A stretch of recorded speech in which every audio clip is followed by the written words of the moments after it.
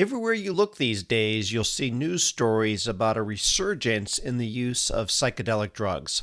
And they're not just being used to, as the famous counterculture Harvard psychologist Timothy Leary said in the 1960s. Turn on, tune in, drop out. Some psychiatrists and researchers are giving psychedelic drugs a second look as a possible way of treating depression and some mental illnesses. A new clinical study finds a single dose of psychedelic mushrooms, along with talk therapy, can be used to treat depression. Something that's interesting about psychedelics is they seem to work across indications. There's some evidence that they might be useful for depression, but also anxiety disorders, headache disorders, substance use disorders. That's David Olson, a professor at the University of California, Davis, where he's the founding director of the Institute for Psychedelics and Neurotherapeutics. You know, I've often heard this said that neuroscience and neuropsychiatry in particular is where cancer biology was 20 or 30 years ago. And I think we're really at the cusp of some major discoveries that can really transform the way we think about improving mental health. So maybe you've seen one of the many documentaries about people taking psychedelics and having their lives dramatically changed. And even maybe you've thought to yourself, I would love to have that experience, but I don't want to have the hallucinations. Well, that's exactly what Olson's lab hopes to achieve. We are starting with compounds that have known clinical efficacy, molecules like psilocybin, MDMA, and ketamine, and we're reverse engineering them to make them better versions of themselves, to make them more efficacious and safer. Imagine being able to get all the neurophysiological benefits of psychedelics without the trip. Our novel compounds are producing therapeutic efficacy that is comparable to these first generation molecules. And we can use traditional antidepressants as kind of negative controls. And so what we're looking for are new drugs that produce effects that are as rapid and sustained as molecules like ketamine and psilocybin, but that lack the subjective effects. If we could make these drugs safer and more widely available, we could use them to help address our mental health epidemic. Conditions like depression, PTSD, substance use disorders, and others are incredibly prevalent.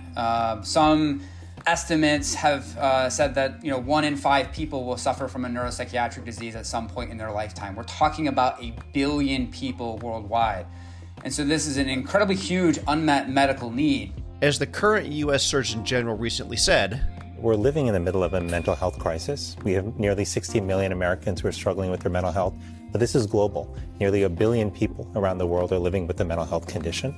So mental health has become the defining public health issue of our time. We really haven't seen anything new since the SSRIs were developed, back in the late 80s. And psychedelics are starting to show a lot of promise for treating these various conditions. Welcome to Big Brains, where we translate the biggest ideas and complex discoveries into digestible brain food. Big Brains, Little Bites from the University of Chicago Podcast Network. I'm your host, Paul Rand. On today's episode, how psychedelics could be used to improve mental health.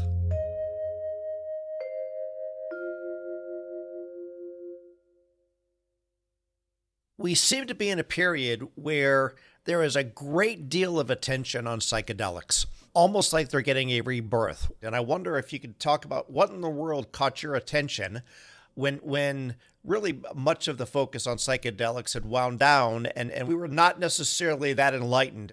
First, it's important to remember that there has been a very rich clinical history on the use of these compounds for treating various neuropsychiatric conditions. Before the passage of the Controlled Substance Act, there was a lot of clinical research on compounds like LSD and psilocybin and others, demonstrating that they might be useful for conditions like alcohol use disorder or depression. It may be a surprise to some, but for much of the 1950s and 1960s, scientists were already studying psychedelic substances as if they were any other drug. Their recreational use exploded in the swinging 60s, but Western science had had an interest in psychedelic drugs for decades before. They were used in psychiatric medicine. But their ability to explain what these drugs were really doing inside the brain was limited. When psychedelics were originally discovered, we didn't know very much about the brain.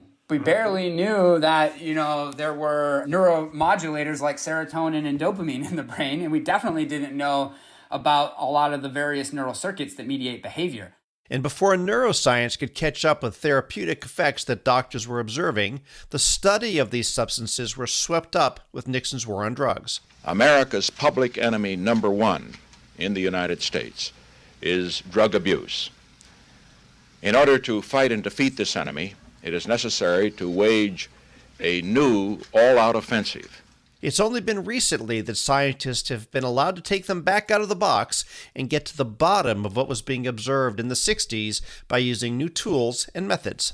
Now we have modern tools of neuroscience, of systems neuroscience, of molecular neuroscience, and that is really allowing us to interrogate the mechanisms of psychedelics with a precision that has not been possible before. And I became really interested in this field when I started learning more about the effects of ketamine. Now, ketamine is a dissociative anesthetic that's been used in medicine for many, many years, but it wasn't until about the year 2000 when we realized that ketamine might have some fast-acting antidepressant properties. You've probably seen the ads, depending on where you live. They're all over social media. We're talking about clinics offering ketamine. It's a hallucinogen known to many people as a party drug. But after more than 20 years of research, some clinics are now using ketamine in combination with psychotherapy to treat a variety of mental health conditions. It was a lot of pioneering work from researchers at Yale, John Crystal and others, who had demonstrated that ketamine had these rapid antidepressant effects, but then follow-on mechanistic work by people like the late Ron Duman and the late George Akajanian, they really demonstrated potentially how ketamine was impacting the brain. And they were really showing that it had this remarkable ability to promote the growth of key neurons in parts of the brain that regulate mood, motivation, fear, and reward. And so it was with this mechanistic understanding of how ketamine seemed to be operating that I became very interested in trying to identify molecules that produced ketamine-like effects on brain structure, but maybe had some advantages. And that's what really led us to study the psychedelics. Help me understand what's happening inside the brain when these psychedelics are taken and they are working. So I think the big question is, what do you consider to be a psychedelic? Because I think that's the first category that trips a lot of people up. No pun intended. A little psychedelic humor from the doctor. So classic serotonergic psychedelics are molecules that activate a particular serotonin receptor called the 5-HT2A receptor, and in turn produce very profound subjective experiences. And so these are the type of experiences you would feel, after taking a drug like LSD or psilocybin. Those are classic psychedelics. Got it. There are other drugs that have different pharmacological mechanisms that might produce some overlapping phenotypes, but are distinct. And a drug like ketamine would fall into that category. Typically, ketamine is not considered a psychedelic. It's typically called a dissociative anesthetic. Molecules like PCP would also fall into that particular category. And then there are other drugs like MDMA, who are very different than psychedelics, but tend to get lumped into this category. I do not consider MDMA to be a psychedelic. In fact, MDMA is very different than psychedelics, probably even considered to be non-hallucinogenic. And so just because a drug makes you feel something does not make it necessarily a psychedelic. As anyone who's taken one of these drugs knows, the most important trademark of classic psychedelics is that they can make you hallucinate. For example, maybe you'll see kaleidoscope colors or moving objects. One of the characteristics of psychedelics that have definitely limited their clinical application and their broad therapeutic applicability has really been the subjective effects, the hallucinations. These are very powerful substances, and if not used appropriately, there can be deleterious consequences. In other words, what if you have a bad trip? And even worse, what if you can't come out of it unharmed? And so if you have a family history or are predisposed to developing something like a disease like schizophrenia, it's quite possible that psilocybin might, induce a psychotic break. If you have an anxiety disorder, that psilocybin can cause a really acute anxiogenic episode that can be incredibly terrible. So what if you could just get rid of the hallucinations and keep the rest of the drug? Would it even be possible, and what benefits could it have? Those were questions Olson and his lab set out to answer.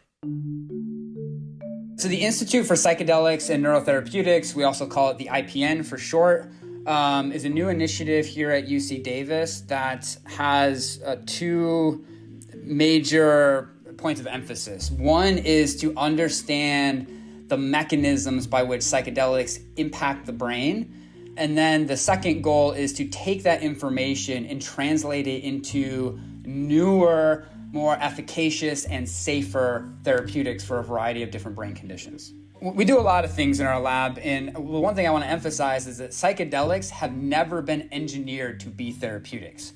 It turns out they might have therapeutic properties, but they weren't designed specifically to be optimized therapeutics. And so a lot of what we do is we use medicinal chemistry to engineer new variants that have desirable properties for different indications.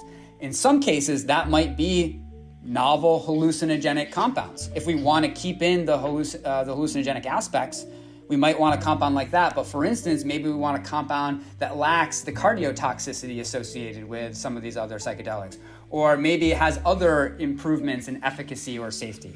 The new psychedelics that Olson and his lab are trying to develop could come in different shapes and sizes, and they would have wide-ranging effects. Better yet, they may even revolutionize the medical space for antidepressants. That's after the break. If you're enjoying the discussions that we're having on this program, there's another University of Chicago podcast network show that you should check out. It's called The Pie. Economists are always talking about the pie, how it grows and shrinks, how it's sliced, and who gets the biggest share. Join veteran NPR host Tess Vigland as she talks with leading economists about their cutting-edge research and key events of the day. Hear how the economic pie is at the heart of issues like the aftermath of a global pandemic, jobs, energy policy, and much more.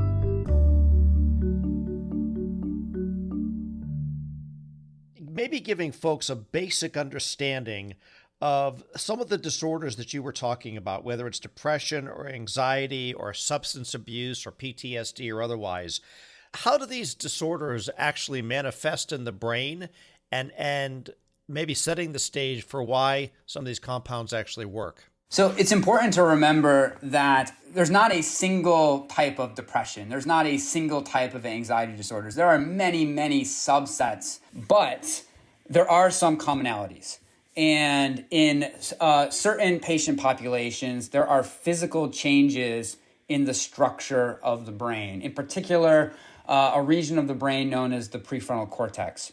The prefrontal cortex is the so-called executive control center of the brain. It talks to a whole bunch of other subcortical regions that regulate fear and motivation and reward. And so it's perhaps unsurprising that PFC dysfunction is a hallmark of many of these types of neuropsychiatric diseases. Picture your brain like a forest, and all of those trees are like the neurons in your brain.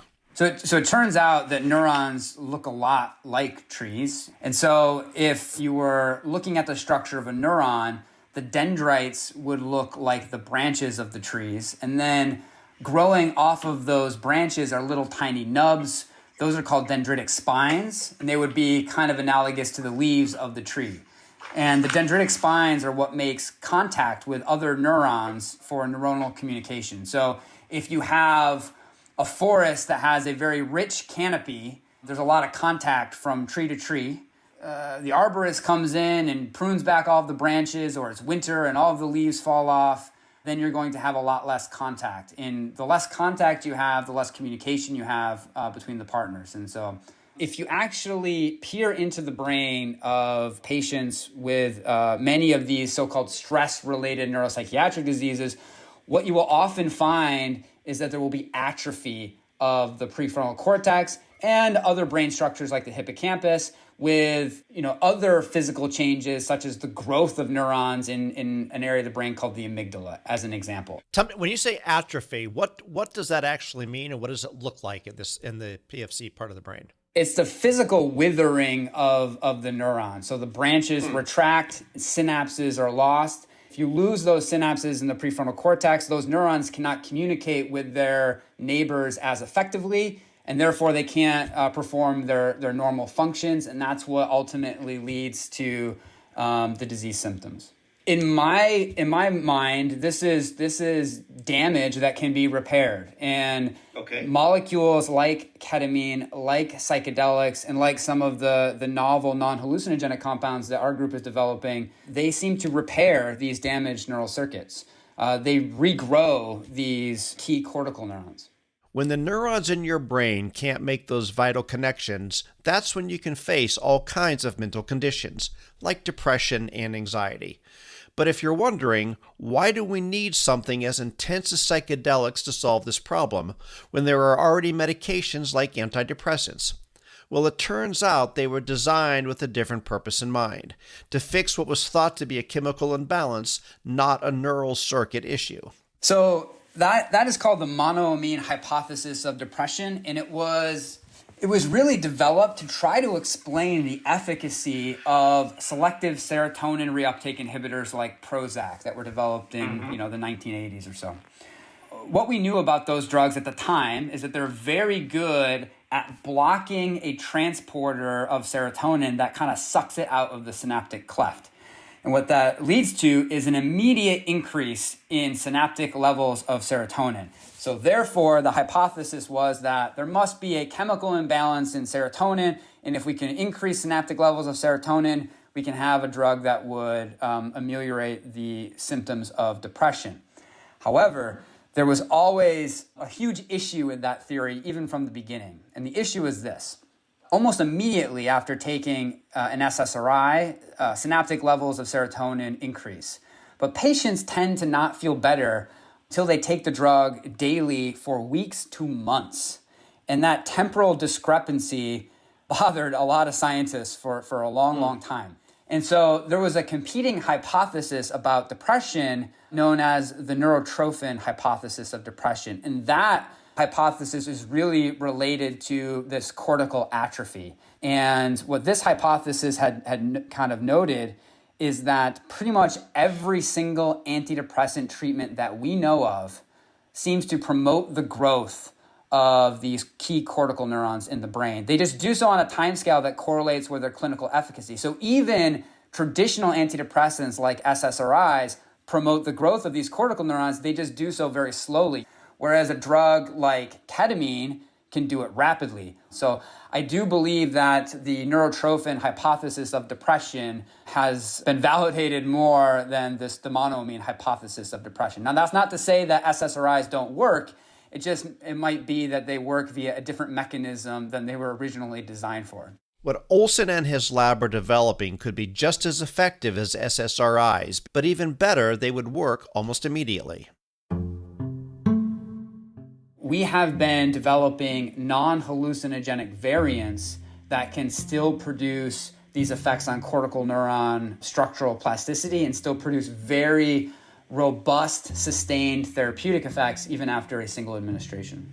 They tend to start working within 24 hours. This is really remarkable that you can take one or a few doses of a drug and produce long-lasting effects after the drug has been cleared from the body. And this is, our group coined a term called psychoplastogens. Explain the term a little bit better, psychoplastogens? Yeah, psychoplastogen was just referring to plasticity-promoting therapeutic molecules that can promote the growth of key neurons very rapidly and produce long-lasting effects after a single administration. So it turns out that molecules like ketamine, LSD, and MDMA, even though they have very distinct pharmacological mechanisms, they all seem to promote the growth of those really critical cortical neurons. And we really see that as being essential to their therapeutic properties. Gotcha. I think a common misunderstanding is that these psychedelics are going to promote massive growth everywhere in the brain, and you're going to get kind of unconstrained neuroplasticity everywhere. And that's not true.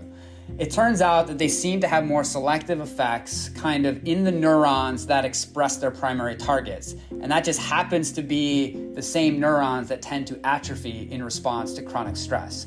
And so what our group and others have found is that if you induce cortical neuron atrophy with chronic stress and you give one of these psychoplastogens, more often than not, what you see is the synapses that were lost are the ones that link back up.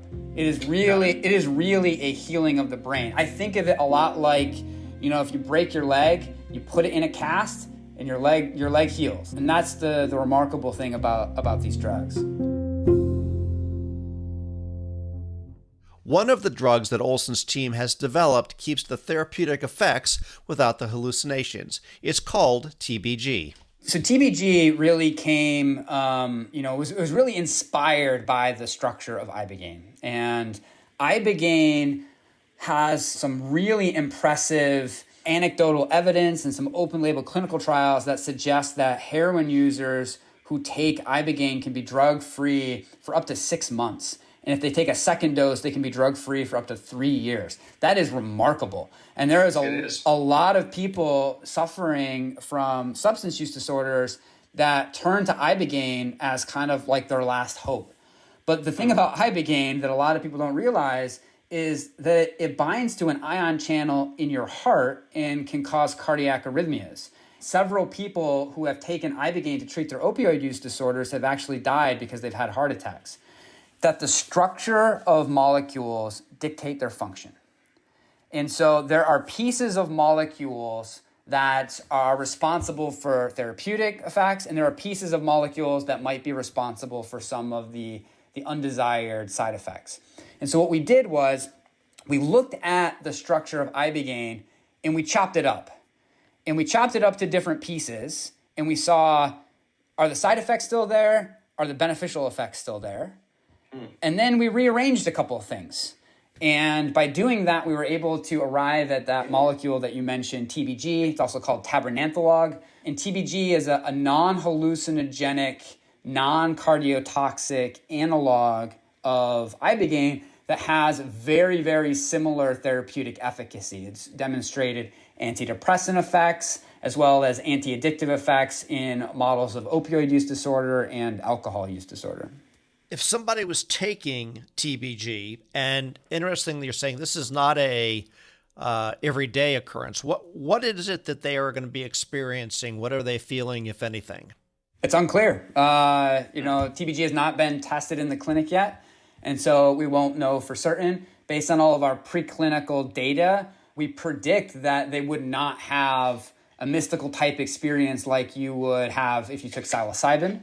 It's unclear exactly what you would feel. As I mentioned, most drugs that act on the central nervous system make you feel something. When I take Benadryl for my allergies, I definitely feel something.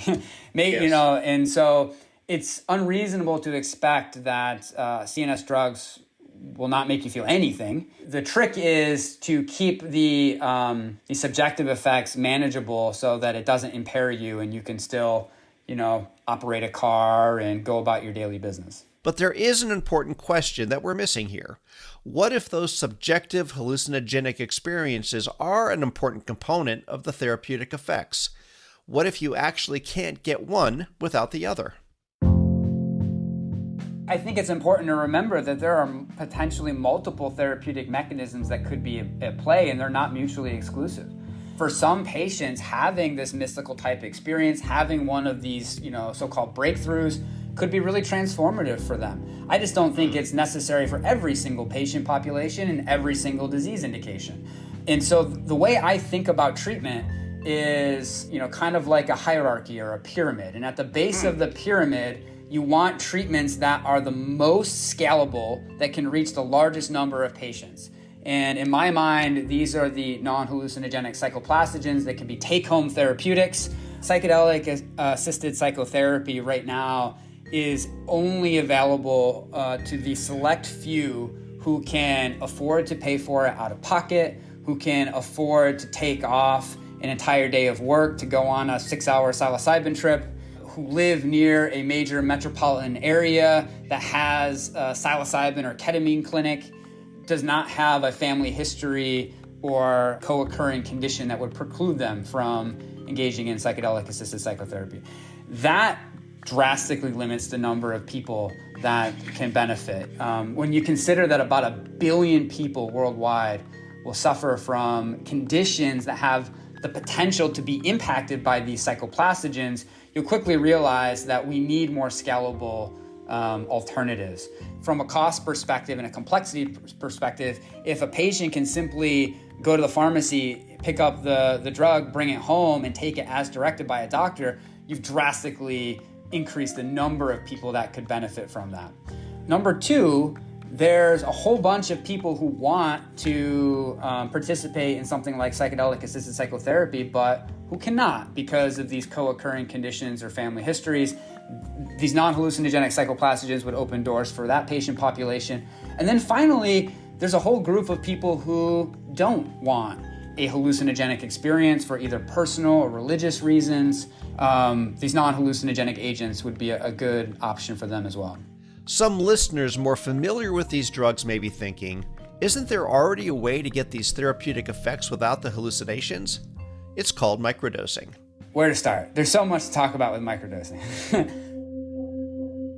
Microdosing is the concept that you could take a sub-hallucinogenic dose of a psychedelic on a chronic intermittent basis, and you might get some therapeutic benefit, but without the full-blown hallucinogenic effects. Our group has done some research on this, as have others. I'll say that there's still not a ton of really, really solid science on microdosing, and the results are complicated. We have demonstrated that sub-hallucinogenic doses of psychedelics can have therapeutic effects. However, in the wild, the way microdosing is done is very, very different.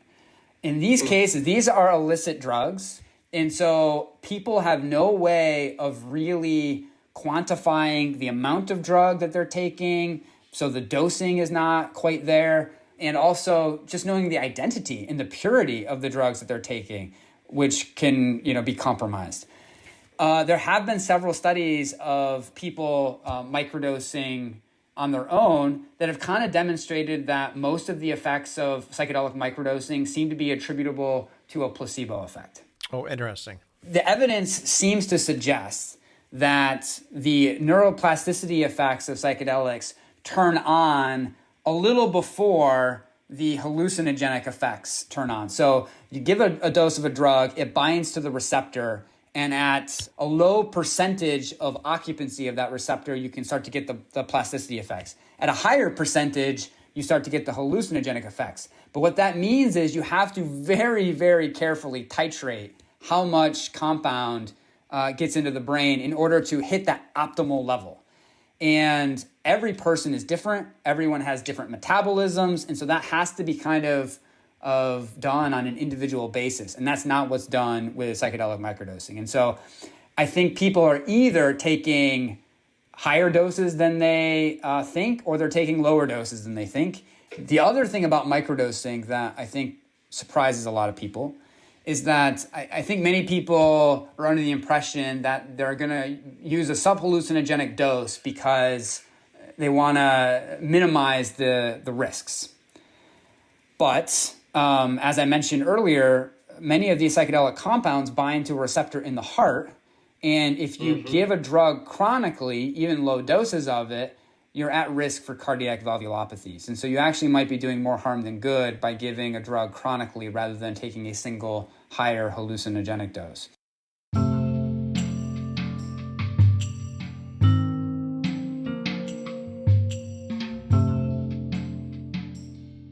I can only imagine that folks that are listening to this may be thinking, I have some conditions that I feel like I could benefit from some of the therapies that were being talked about here. But you made the point that they're not easy to get into a situation to be able to take advantage of them. What would you recommend to people if they're saying, I'd like to learn more, I'd like to figure out if this is an option for me? I'd say talk to your physician. Ketamine is becoming more and more available, and so that is an option that has been FDA approved, that you might be able to find a clinic somewhere close by that you could receive that type of treatment if your doctor deems that it's a good option for you. The other thing that you could do is to investigate some of the ongoing clinical trials for a lot of these substances, of which there are many different types. We talked earlier about kind of the potential of these drugs to work across many, many different indications, and that's where a lot of the clinical work is focused right now, is testing them in other indications. And so if you have one of those indications, I would recommend getting in touch with the investigators running those trials. You can probably find a lot of the information on clinicaltrials.gov.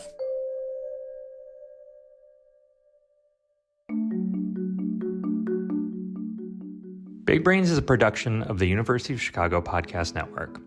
We're sponsored by the Graham School. Are you a lifelong learner with an insatiable curiosity?